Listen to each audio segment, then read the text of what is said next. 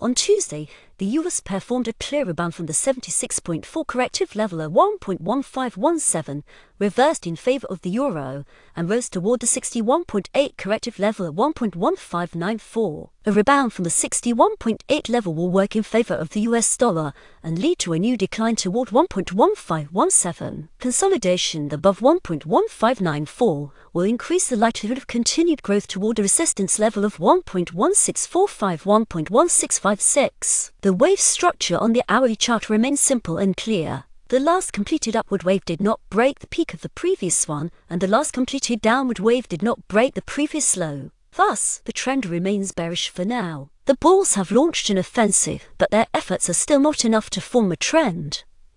To consider the bearish trend complete, the pair need to rise above 1.1656. On Tuesday, the US news background significantly helped the bullish traders, and the bulls finally did not miss their chance to attack. 3 reports on the US economy were released yesterday, and 2 of them came in worse than expected. If the producer price index can be considered conditionally neutral, retail sales volumes fell short of forecasts, and the ADP report showed a decline of 13.5 thousand jobs. Thus, the bulls had the opportunity to go on the offensive, and they did.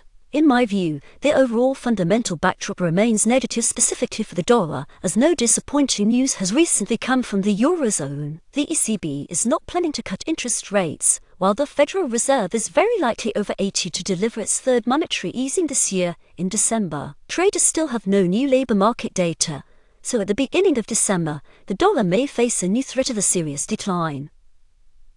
If the labor market once again shows weakness, this will be an additional reason to sell the US dollar.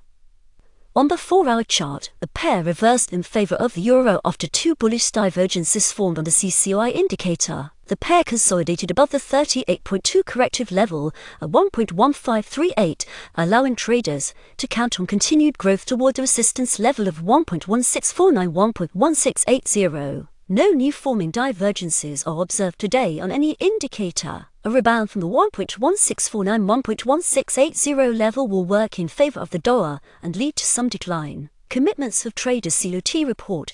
During the last reporting week, professional traders opened 3,377 long positions and 2,381 short positions. CLOT reports have resumed after the government shutdown, but the data is still outdated from October.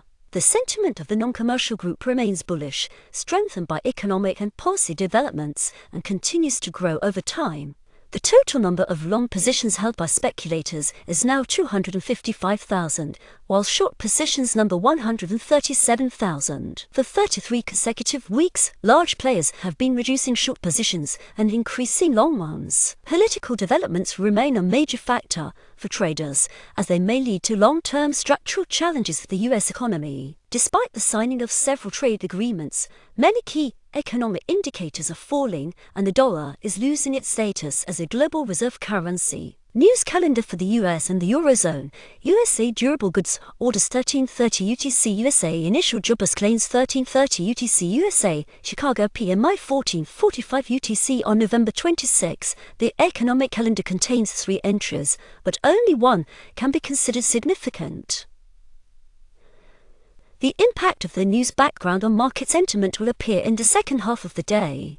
US forecast and trading tips. Selling the pair today will be possible after a rebound from the 1.1594 level in the hourly chart, with a target of 1.1517. However, I expect new growth. Buying opportunities were available after the rebound from 1.1517 in the hourly chart, with a target of 1.1594. That target has been reached. New long positions may be opened after a close above 1.1594, with a target of 1.1645-1.1656. Fibonacci grids are built from 1.1392 to 1.1919 on the hourly chart and from 1.1066 1.1829 on the 4-hour chart. The material has been provided by robotfx.org.